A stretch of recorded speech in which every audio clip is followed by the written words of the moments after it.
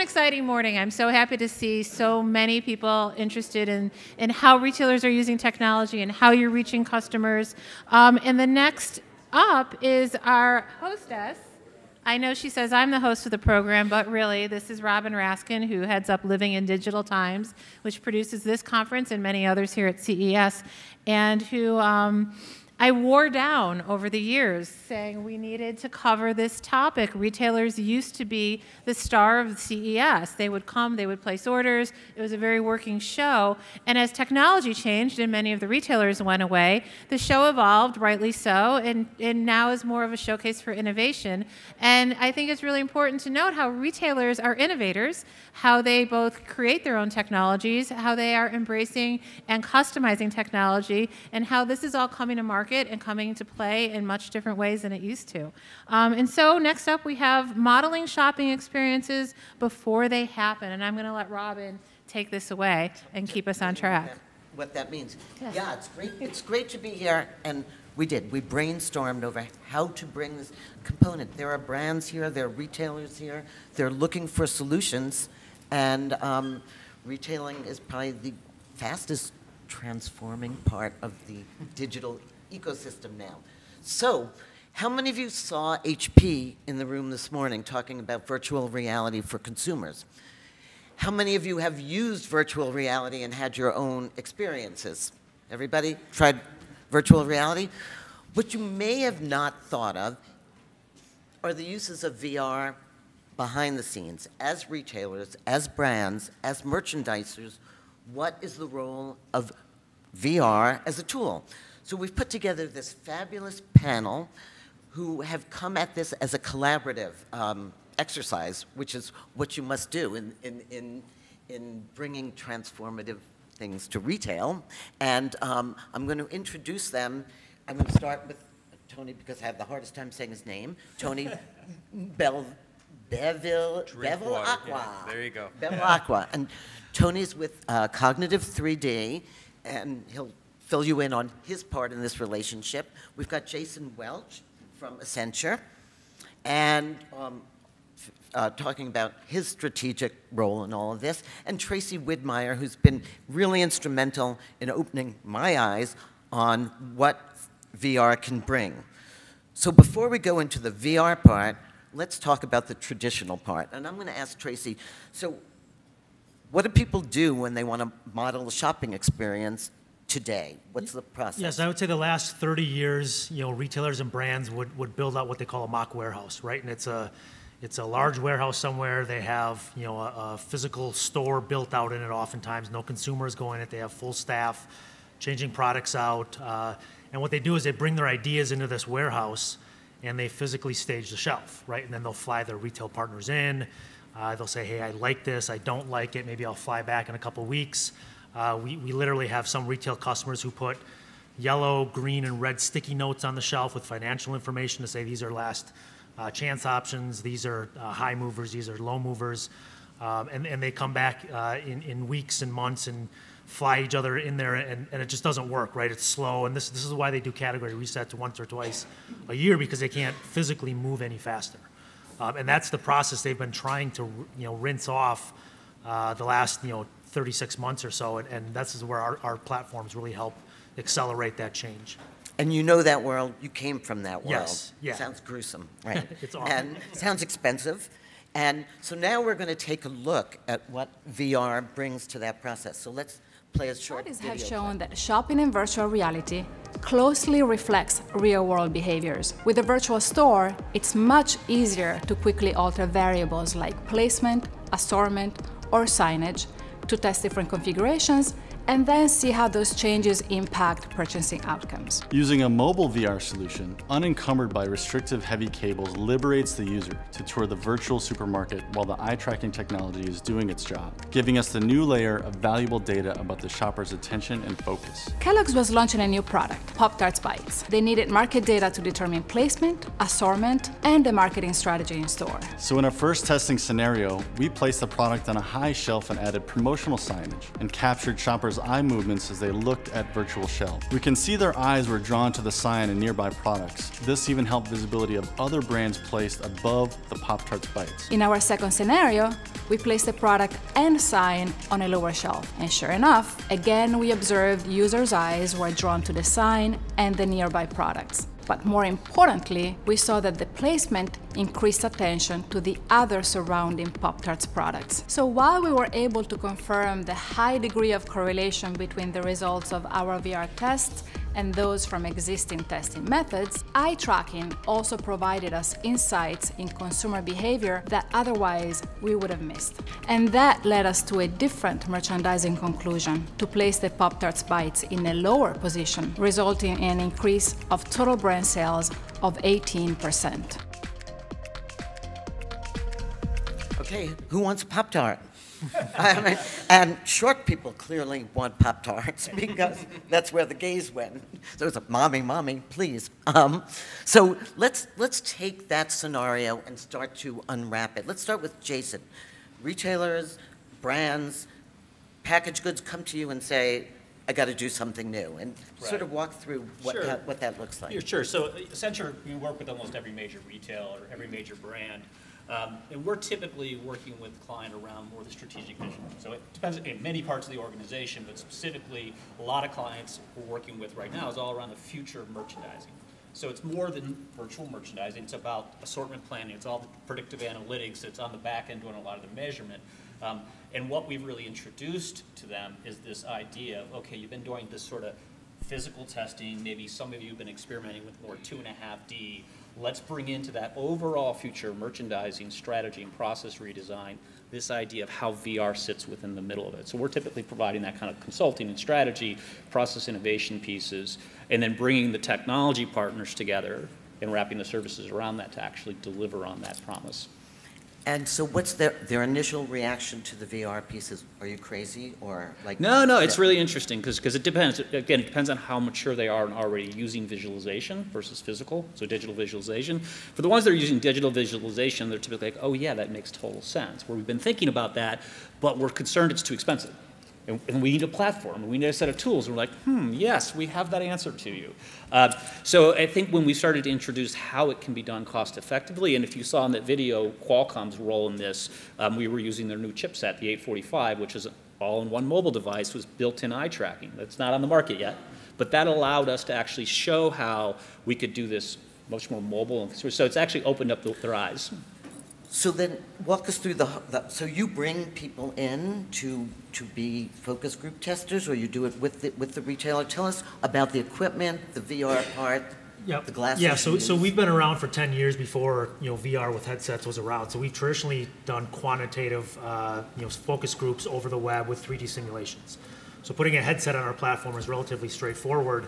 And what we can do, we're sort of looking towards the future, a day when the Qualcomm headsets and these more mobile headsets are in every desktop essentially, and every home has 1, 2, 3, or 4 or more like a mobile phone, right? So at some point this will become second nature to everybody to have these headsets, and we'll take advantage of that, the ability to put the headset on, give us some feedback, and eventually the other things like virtual commerce and all these other applications that we can use, leveraging the same 3D content, the environments, all the things that we've really built a software platform around. And you're platform agnostic. Well, you use the Qualcomm chip for eye tracking, but it could be any headset. Yeah, I mean we're sort of not in the business of picking winners of headsets this early in the game. So we're as agnostic as possible, whether it's AR, VR. We're using tethered, untethered, mobile. We try to adapt the content to the headset itself, and leverage the investment our customers make into leveraging it on many different platforms. And so your customers, you stand by their side. You just don't deliver a VR system to them and say, go have fun. And yeah, and a lot of them, as Jason mentioned, it's sort of this process of whether they have the appetite and willingness to adopt virtual. So some are in the infant stages. They know they have to change. We walk through that with sort of kid gloves. Others have been doing this for 10 years in large walls and innovation centers, and now they want a much more nimble, much more cost-effective solution. So a lot of customers are in some form of that spectrum, and we're able to help 100% or give them the tools to do as much as they want. Yeah. And I think it's one thing to add as to where the partnership fits in is that we'll typically also help them with the hardware pieces, the deployment pieces, because we're already in there talking to them about VR for enterprise training. So we're talking to the CIO, we're talking to the CEO, CTO, our typical Accenture client. So we're able to say, okay, great, we can handle a lot of this infrastructure and hardware pieces.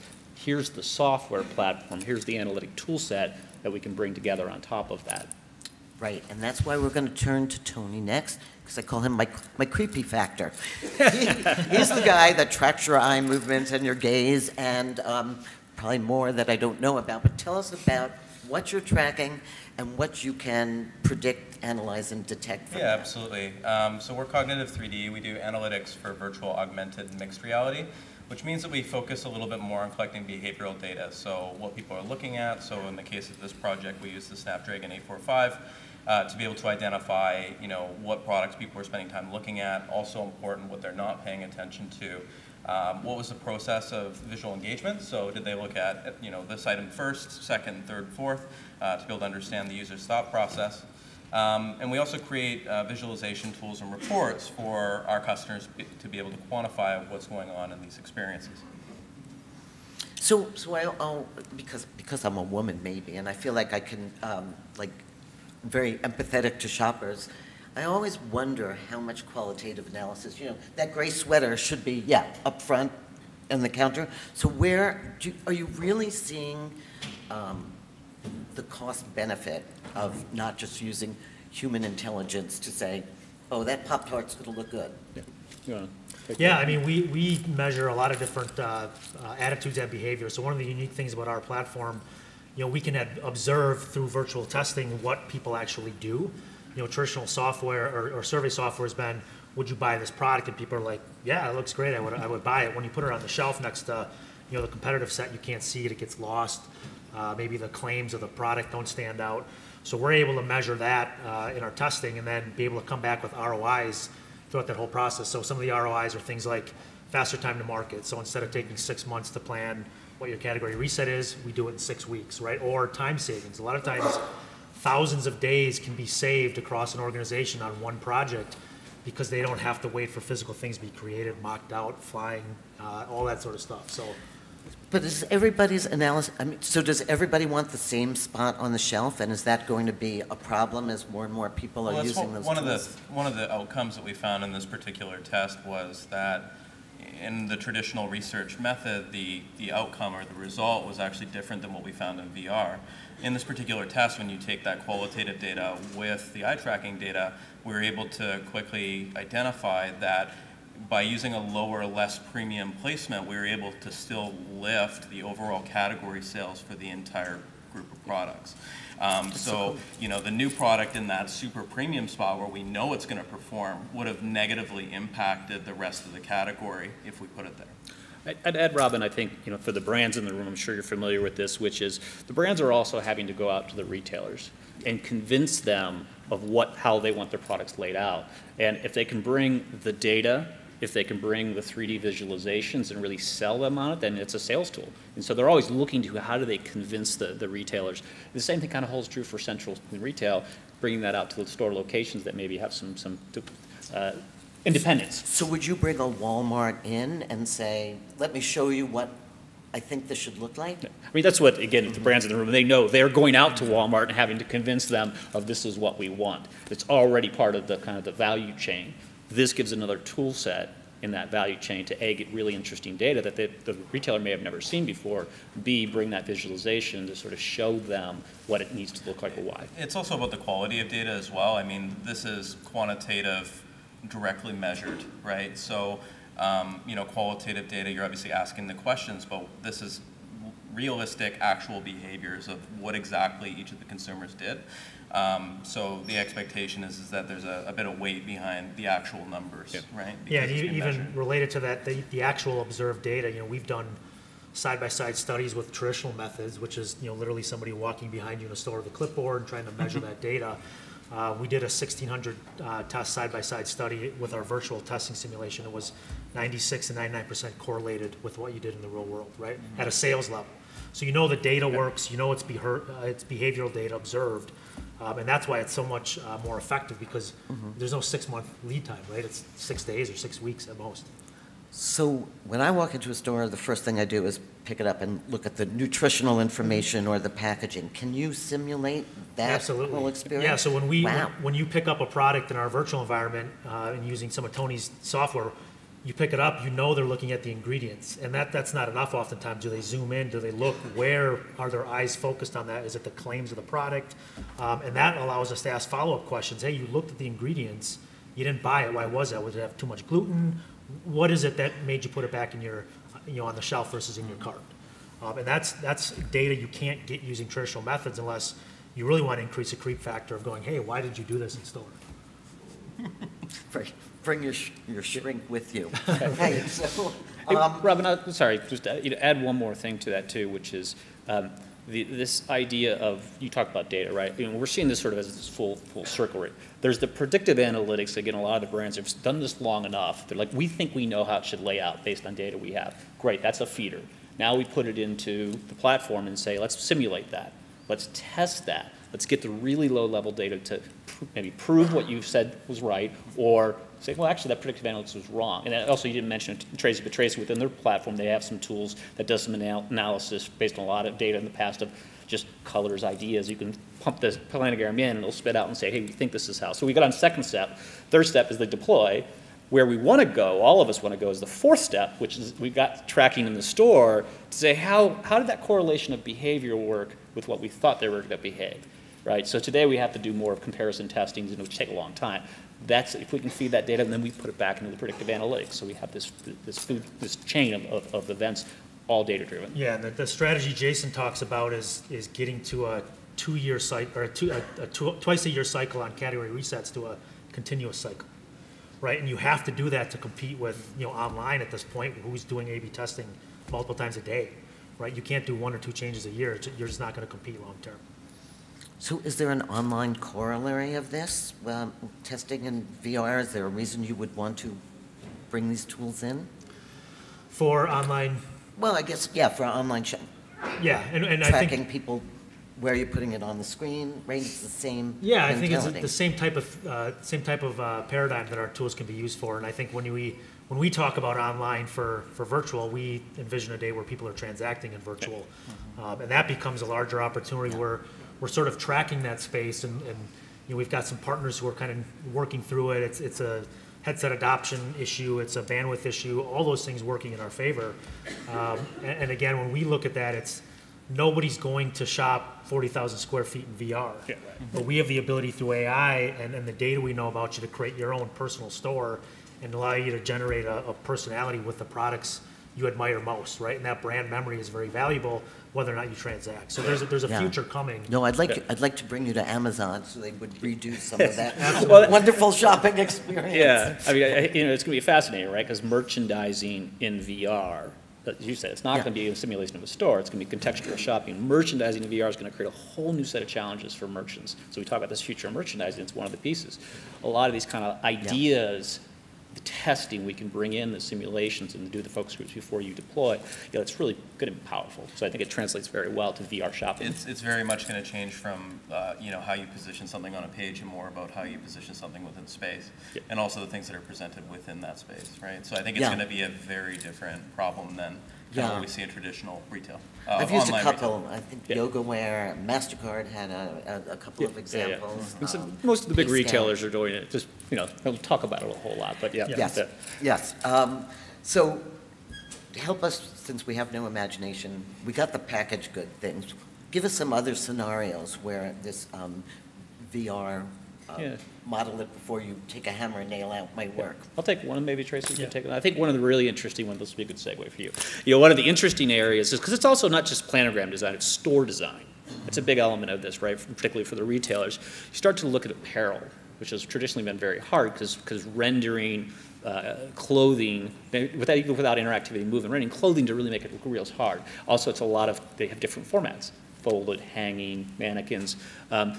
But we're talking to a number of apparel folks right now who say, yeah, we really want to do that, but it's hard.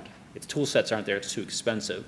So I think that whole idea of the retail store design, really interesting around apparel is going to be one of those. There's about 3 retailers right now in that space that we're talking about this idea, introducing this into the merch process.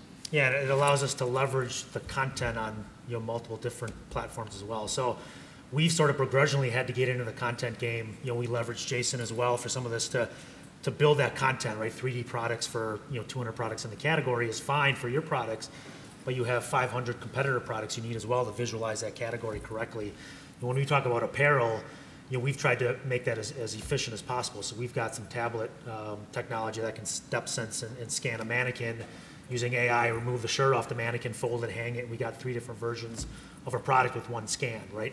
And that allows us to really showcase those products in the light that they're supposed to be showcased, whether it's sitting on a shelf, hanging on a hanger, or even on a mannequin in a seasonal display. So what does your tool set look like? Is it 3D rendering, and what's going on back there? there? I mean, everything we do is basically real-time 3D, right? So, and from there we can render just about any scene we want as a static still or a screenshot. We render high-def videos for different situations, but we're basically putting Minecraft for retail in the hands of our customers so they can play around, move stuff around, drag and drop. It's a very simple interface, which takes the edge off it in terms of learning curve and lets the guard down for people to jump in quickly. And if folks in the audience are familiar with the technology, right, this is the difference than having to go into Unity and build each scene independently, which you don't have the developers, and here's this tool set you can put in the hands of their service providers or the merchants themselves to actually create, which is what we find really interesting. It answers that question of how can you do it cost effectively.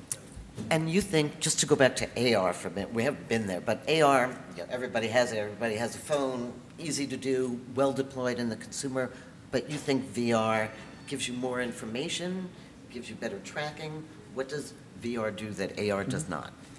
Well, I think VR, we think about it differently, so that the complete immersion that VR gives you allows you to really set the stage in the scene and almost put a mission or gamify that experience for the consumer or the tester.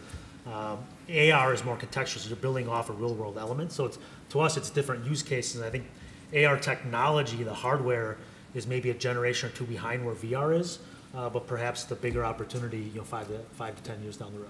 So go back to that example of the brand having to go in the retailer. AR is interesting to be able to walk into a convenience store and say, hey, this is what that would look like. And see it visually, so you're helping sell it.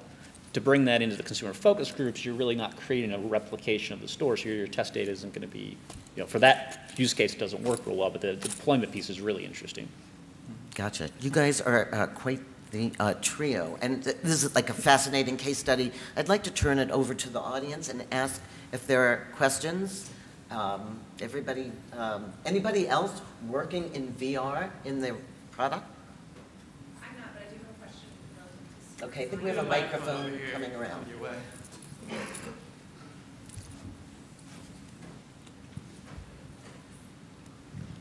I'm curious, as it relates to creating mock stores in a VR environment, do you sacrifice, or how do you overcome the sacrifice in tactility when it comes to material selection, durability, et cetera?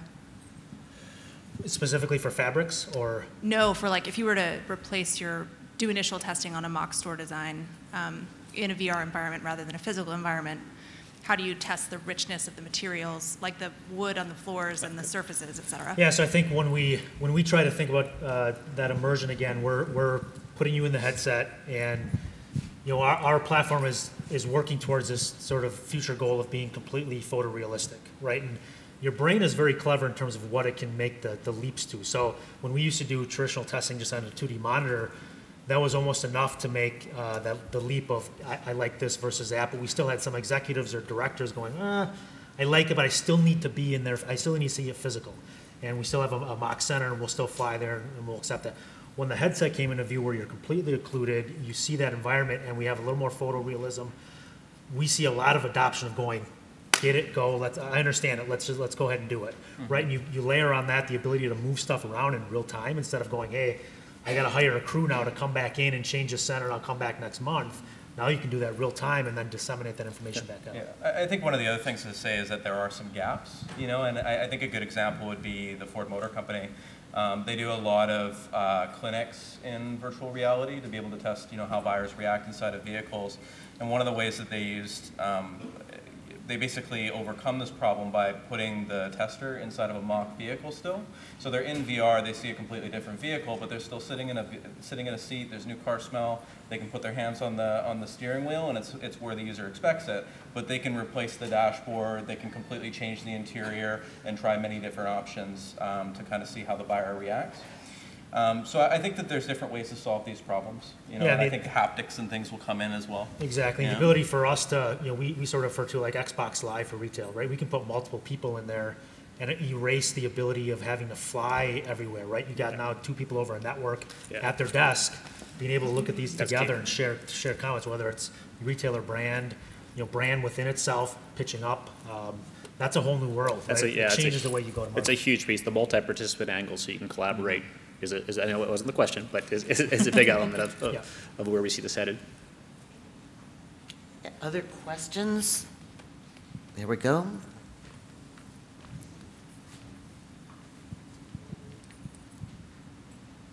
Thanks. Just a quick question in terms of scale of this and trying to, obviously that's always the question, right? How do you determine what's the best piece to test on or function on and focus on initially, and then scaling it? And then the second part is, do you think with the growth of esports and kind of the tech piece, is this the year for really, it to start to really take hold a little bit more?